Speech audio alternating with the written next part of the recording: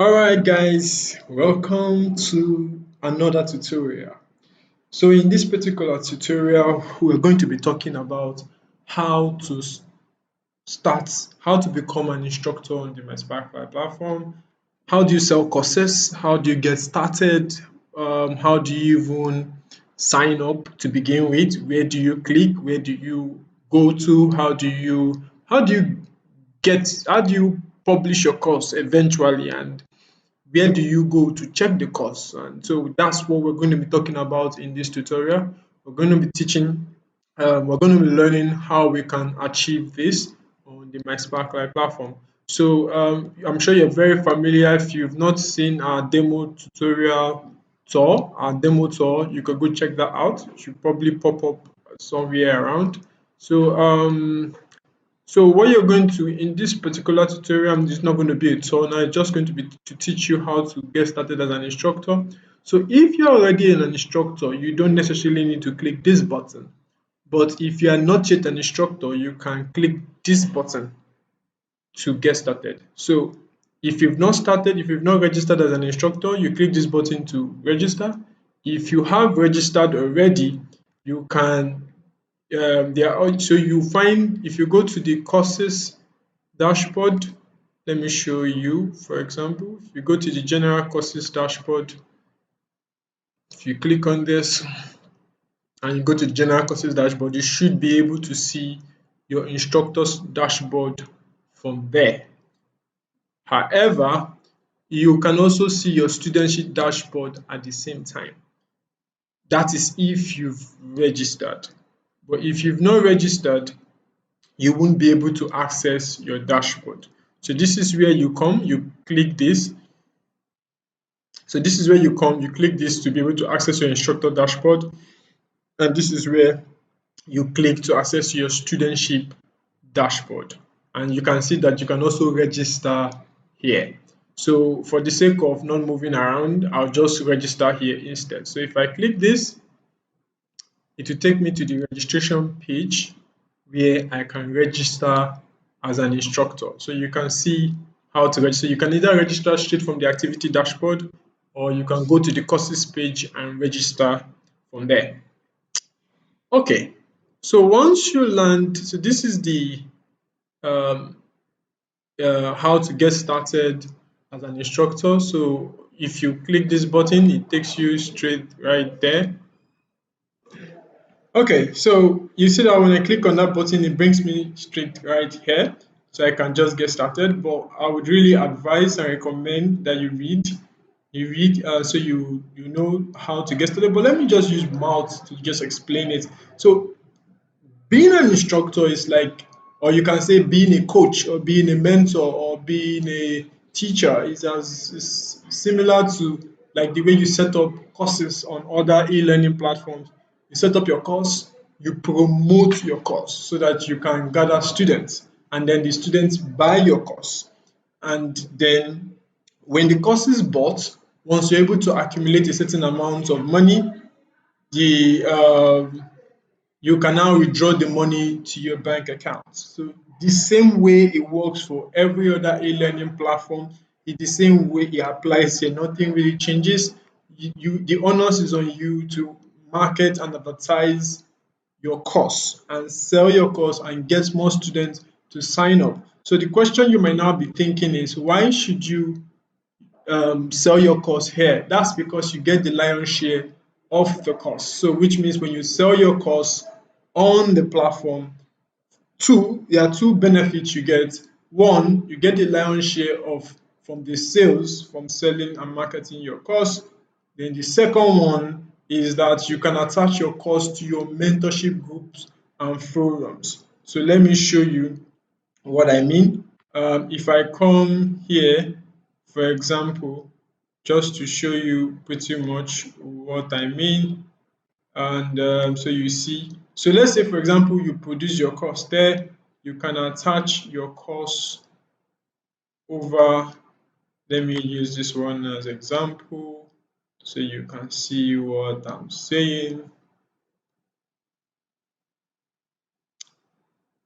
So you can attach it to the group, and to your coaching forum or to your coaching group or to your coaching program, however or whatever is the basis of what your group is going to do and what is going to offer to people.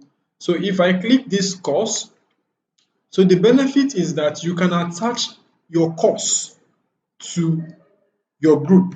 So if you have a mentorship group or you have a coaching forum or you have a, a, a, a page, or depending, like I said, what it is to you, where you teach and educate people on maybe different topics or different niches, or you're a trainer, you can attach the course from that place. You can attach it in this place, like the way you have this course here. You can attach the course here, and members of your group can converse and talk about your course via your forum. Now this is another benefit of hosting and selling your course or your courses on the My Sparklight platform. So let me just jump right back to the courses. um, okay.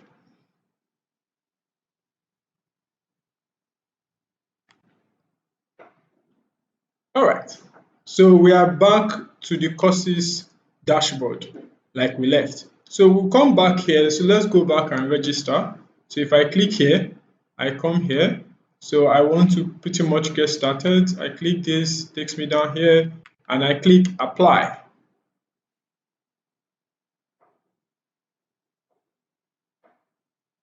Wow. So you can see I have successfully applied. Now, by the time you click it and it brings you back to the beginning where you started, it means that the course you have successfully applied as an instructor. So let's hold on and wait for the admin to approve us. And once the admin has approved us, we'll come back and continue from where we stop.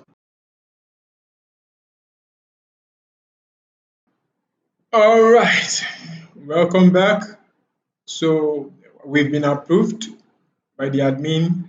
So let me just go right back to the courses dashboard so we can so we are going to the courses dashboard. So we're here. So by the time we publish our course officially, like I said, the courses are going to reside here. So once you publish your course, the course is going to sit in this place. So that's where you'll be able to see your courses here. So in the meantime, let's go to our dashboard. So if I click in as approved us, we are now officially here. So this is our instructor dashboard, and this is how it looks like. Okay, so how do you pretty much get started creating courses? So this is where you see your students, you see what you've done and all that kind of stuff. So let's come. So you can see that everything is 0, 0, 0, 0. So you can come here. So let's go through it one by one. If you click on the profile, you can when you click on the profile, you'll be able to make adjustments to your profile, which is your personal profile, the profile on the platform. You'll be able to make adjustments to your profile here. But in this case, I don't want to do that. So any adjustment you make on your profile, on your platform profile, will reflect on your instructor course. So if I come here, I click on the course, on the courses here, which is the next tab, I can see the total number of courses I have. So you can see here, I can see the total number of courses that I have here. So you can see which of them are active, completed courses, and the likes. All right. So if you come to your course activity,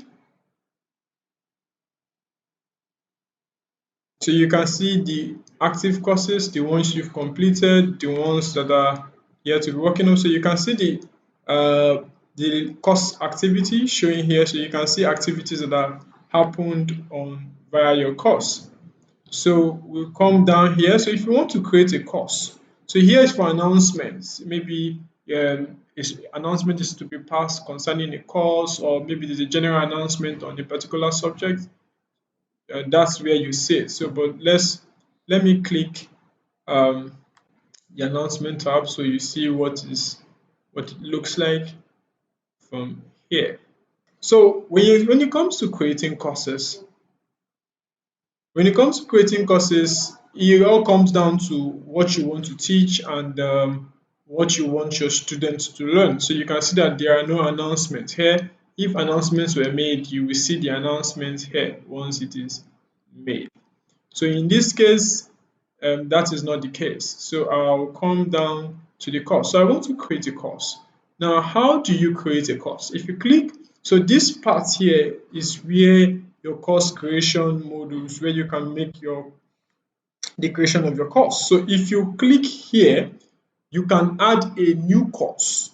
However, that is if you want to manually create the course. But if you have your course already uploaded on YouTube or on Vimeo, then you can use video playlist. So if you click the video playlist, you can upload your courses that are already on YouTube or Vimeo platform directly to the platform without manually adding them. So all you have to do is just put your URL, your YouTube URL. You can see, for example, you can just put the YouTube URL of your courses and just load, and it will automatically populate those courses on the platform. However, if you don't have courses uploaded directly on YouTube, you can come here and click add a new course. So once you click the add a new course, you will start the course creation process of creating a course. So what do? You put your course title, you put the course content, what the course content is going to be about. You write the course content for the course here. Then you add a feature image for the course. You click here and you'll be able to add a feature image for the course. So the feature image is very necessary because that is what users are going to see when they first interact with your course. So it is a must to add feature images to your courses. So then you add the course category. So if you add the course category, so how do you say if you are writing about, maybe say for example entrepreneurship. All right. So once you type the course here, for example, like I said, you can see the course pops out. Then I select it. That's the course category. So you can add your course tags. Your course tag is what your course is about. So maybe you say it's about, so you can choose out of the plenty tags here. But if none of the tags applies to you or applies to the course that you are creating or the course you are building, you can come here to add a new course tag. And then you can put your new course tag here. You can manually type it here and then you click add and it will automatically be added. So that is it about that. Now, before you submit, after adding your course tag, do not click the submit button yet because you are still not done. You come to this place, you see the settings. You click on the settings. This is where you populate the course information itself. So now, if you look at this place, any content added below is displayed on the main course page.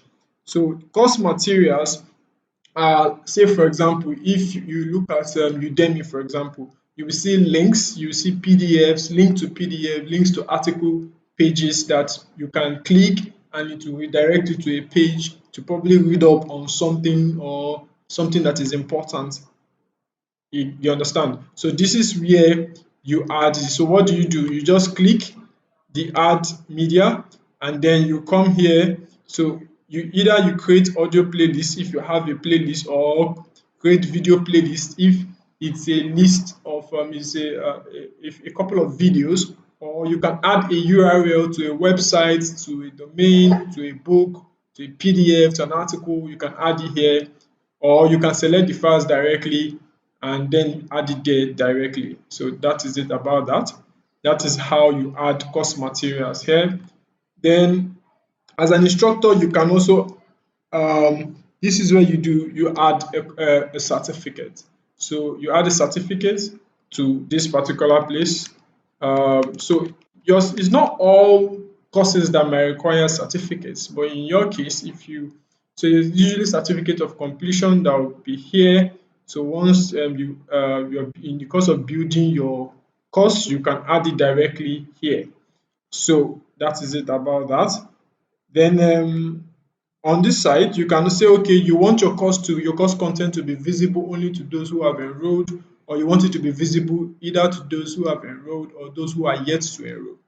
Then you can say, yeah, if you look at this part, customize the pagination option for the course content table and course navigation widget. So if you want to customize how the course content table looks, for example, your lessons, the lessons under the courses, if you want to customize how it looks and the way it is going to be presented, you can pretty much just indicate that here. That's indicate the number per pages. So you can say 10, you can say 15, I don't know as the case may be, but I would say that all right. So, like I said, it really depends on you, but in this case, it's not necessary. But at least I'm talking about the pagination now.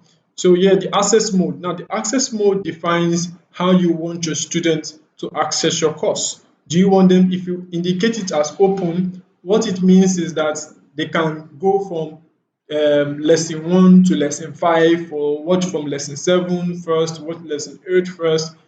There is no they can watch any of the lessons first or any of the lessons later.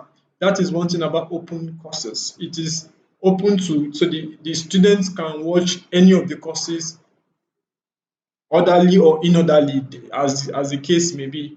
Then free course is maybe you want to publish a course as an instructor or as a coach or as a mentor for your students, and you don't want them to pay, you just want to offer it for free, to just to offer value to them, something that you believe that they're going to learn from and is going to add value to them. So you can probably set the free option here. Then the buy now, this is where you now, if you want to sell your course. So if you are selling your course, on the other hand, you can see that this course is protected via this course is protected and has a built-in PayPal and or Stripe. Users need to purchase this course as a one-time in order to gain access. So users can, so when you put in the amount you want to sell your course, you say you want to sell your course $50, or so it's in USD, not in pounds or euro, it's in USD. So you can say maybe you can put $20, you can put $150, $160, $300, $4,000, as the case may be. So this is where you add the price tag of your course, and any price, any number you put here will automatically reflect on the front end of your course. So it is the number that you put here that users will see. So if you say you don't want to buy now, you just want a recurring cost. So now recurring cost is it just works like the way you have a subscription. So which means that users will pay a recurring cost. So which means every month they will pay a certain amount of money for that particular course. But I would not recommend that you make your course recurring, because when you do that, you're going to lose a lot of students. Most students will not be interested in paying for recurring costs or courses, as the case may be. So I would just advise that you just leave your course between free, buy now, and open, and leave the other two options alone. So all right. So if you now come down to the course prerequisite, so if you have a course that you want this course to be a prerequisite for, so maybe you are writing about advanced UI UX and you've already done a course on preliminaries or fundamentals or the basics of UI UX. That means you want to make your basics of to UI UX a prerequisite course to your advanced course on UI UX. You can make that basic to UI UX. You can enable that here. So when you click it, you can determine what the course will be. Now, in this place, you can still come to the point. So you can say that you want to set course points for your course. You want to say that, okay, this is the number of points your users will gain on completing the course. So So for them to get, okay, you can know this is the cost. Like this is a point. Say if, say for example, now if you look at this one, required for access. So this, you are saying that this is the number of points that your users will gain should they access your course. They will get the points. So if you put 12 points here, so which means when they click, when they enroll for the course and get started, they earn this amount of points for enrollment. Alternatively, I would not recommend you do this. I would just probably say maybe make it 0 or make it 1, as the case may be, if you want to be generous. Then you can, this is where the deal is, and say, okay, for anyone that completes your course, you want to offer them 5 points, or you want to offer them 10 points, or you want to offer them 20 points, as the case may be, for completing your course. So this is where you set it. So once the user completes the course, on completion of this course, they get the points. Or alternatively, if you don't like the idea of giving users points, when they complete your course, you can just leave that toggled off.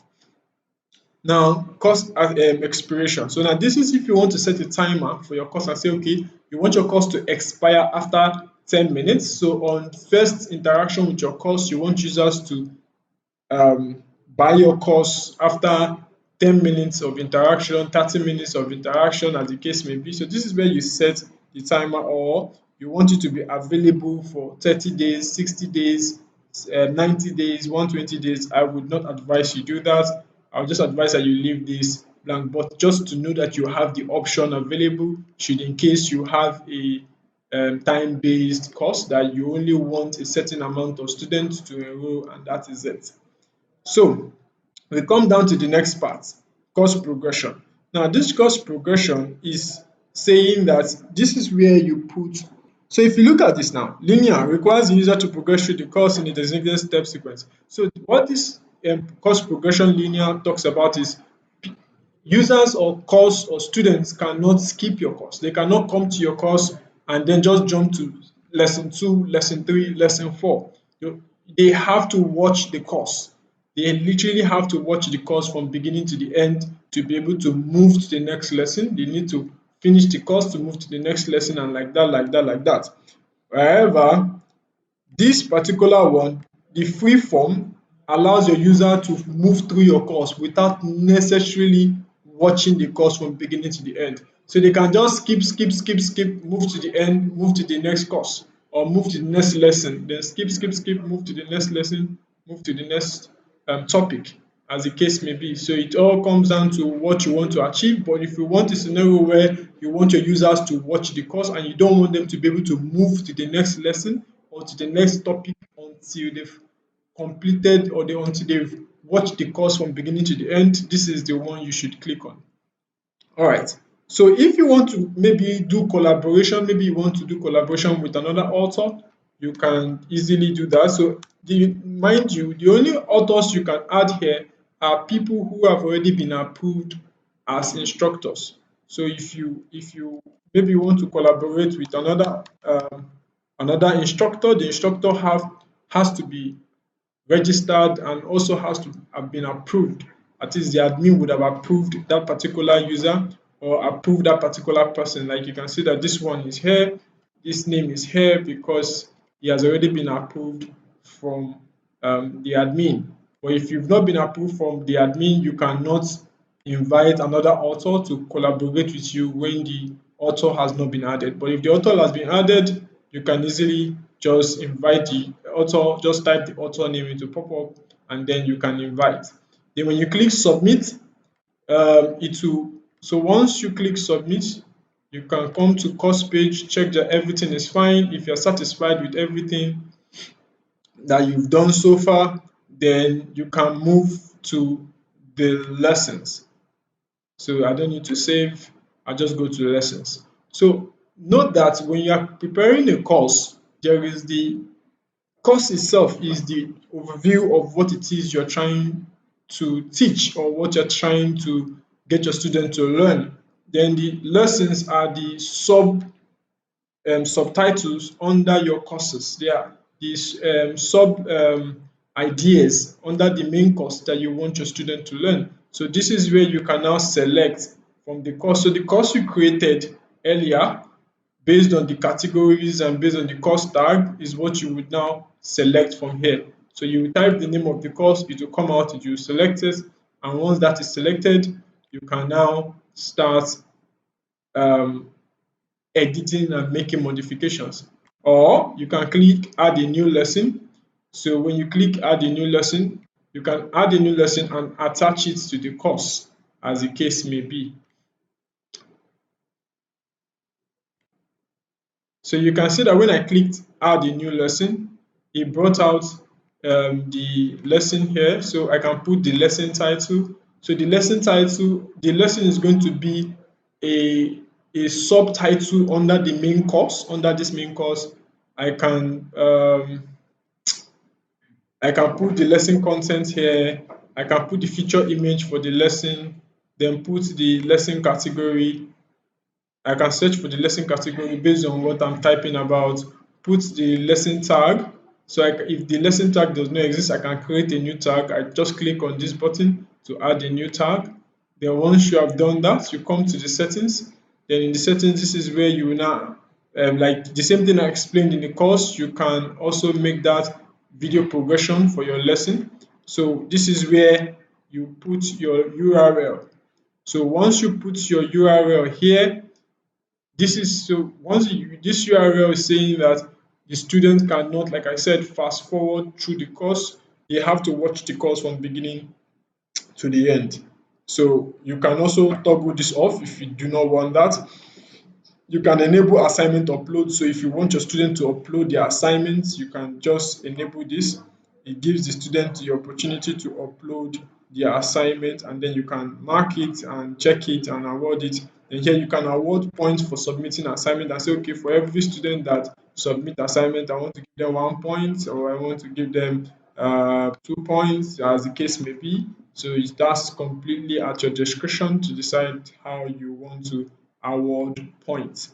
But it is best not to award too much points. Like the standard is just to stick within 0 to 5 points, so that you don't give out so much points to students and then it loses its relevance. By maybe, for example, you're giving a student 20 points or 30 points for just a lesson, it would lose the value of what you're supposed to or what you want to achieve. So you want to give incremental points, so it adds up like 2 points, 3 points, 1 point. So when it sums up together, it comes up to become something.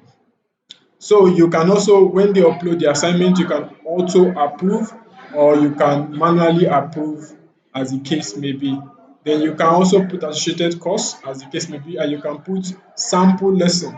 So the sample lesson is just to showcase an insight, like a sneak peek as to what the student should expect from that particular lesson or course. So you can choose how you want your student to, whether you want them to immediately enroll or you want them to enroll after a certain days, or you want, but it is best to just leave it immediately, because a lot of times when people pay for your course, they want to access it immediately. They do not want to wait for any number of days to access it. They just want to access it at that. So it's best to just leave this as the way it is. So once you've done everything and everything looks good, then you go to the topics. So you can see that it's asking me changes I've done. So when I click on moving to the next one, I have to save. I have to save what I'm doing. And how do you save? You click the submit. So anytime you're done with all the settings you're doing for your editing, you click submit and then you move to the next one. So like I was in lessons, I moved to topics. All right. So once you're done with the course, you save, you move to the lesson. Once you don't save it, you won't be able to access it in lesson. Once you're done with your lesson, you go to the topics, and then in the topics, this is where you will now add new topics. So you add new topics under your course, no topics found. So what you do is you select your course here. Based on the course you've submitted here, you select the course here, and then you select the lesson here that you've created in this lesson part. Then it is based on that, then you can now probably edit and jump into the topic part. So in this topic part, the same thing applies from the courses, the same thing that applies here. You set your topic category here, your topic tags, you set all of that here. And once you're done, you move to the settings. Then this is where you set your topics. So it's when you have the main course, you have the topics, you have the main course, you have the lessons, then from the lessons you have the topics that make up that lesson.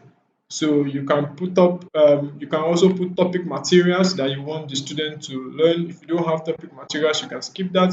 Video progression, I've explained that earlier. You put the URL of your video here.